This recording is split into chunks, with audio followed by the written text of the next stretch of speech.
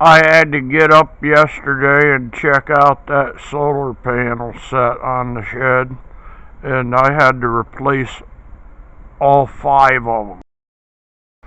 I had to replace all them solar panels and reconfigure the mounts because they basically didn't give off even a volt. 2 of them were shorted that were saved, and 3 of them that were of the 5 that were there were giving off 0 voltage, maybe 0.25 of an amp, if that. The bigger ones, I basically had to change a wire in. That bigger set was not damaged. That windmill was not damaged.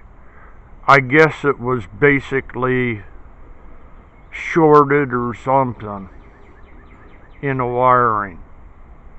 There's all new wiring, all new 4 panels. They were $200 at Harbor Freight locally. So I just went and got them and did.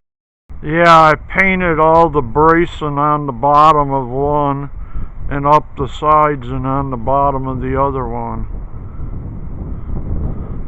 It's done.